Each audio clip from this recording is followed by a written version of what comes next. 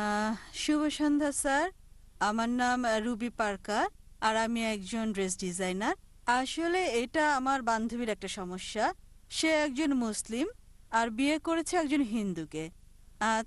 তবে সে ইসলাম পালন করে, আর তার স্বামী হিন্দু ধর্ম পালন করে। এখন সে এবং তার পরিবার বিষয়টাকে সহজভাবে নিতে পারছে না। তাই আহ, দয়া করে এ বিষয়ে কিছু বলবেন কি? কারণ সে এ ব্যাপারে দ্বিধাদ্বন্দ্বে আছে, আর ও লোকটাকে সে প্রচন্ড ভালোবাসে। প্রশ্নটা ঠিক করে বুঝছি না বোন। আপনি বললেন একজন মুসলিম মেয়ে হিন্দু ছেলেকে বিয়ে করেছে, আর সে ভালোবাসা ছাড়া কিছু বোঝে না, সে এখন কি করবে, এটাই কি প্রশ্ন বোন? হ্যাঁ, বিয়ে করেছে নাকি করেনি? বিয়ে করেছে, কোর্ট ম্যারেজ। Court marriage. বোন বললেন যে একজন মুসলিম মেয়ে হিন্দু ছেলেকে বিয়ে করেছে, সে ভালোবাসায় পাগল, কোর্ট ম্যারেজ, তার কি করা উচিত? কোরআন যা বলছে তা হচ্ছে সূরা বাকারা অধ্যায় 2 আয়াত 221।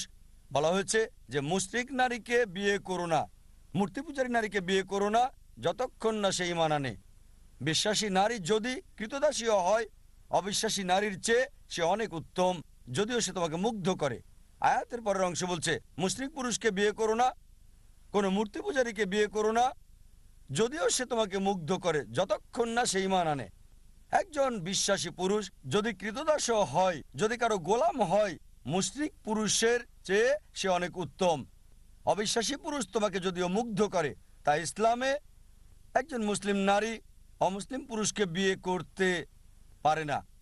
যেমন আগেও আমি বলেছি, কারণ হলো যদি কোনো গাড়ি থাকে আর সেই গাড়ির একটা চাকা সাইকেলের, বাইসাইকেলের, আর আরেকটা চাকা হচ্ছে ট্রাকের, স্বাভাবিকভাবে গাড়িটা চলবে না।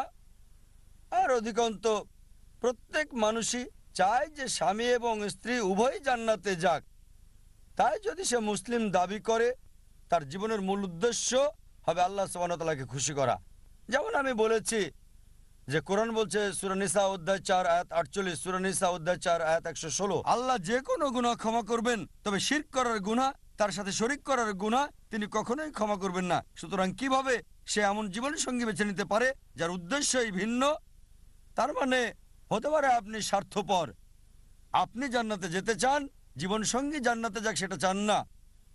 তাই যদি সত্যিই সে স্বামীকে ভালোবাসে, আলটিমেটাম দিতে পারে, যদি এ অবস্থায় থাকো জান্নাতে যেতে পারবে না, তাই আলটিমেটাম দেন, যদি আমাকে চাও ইসলাম গ্রহণ করো, তুমিও জান্নাতে যেতে পারবে।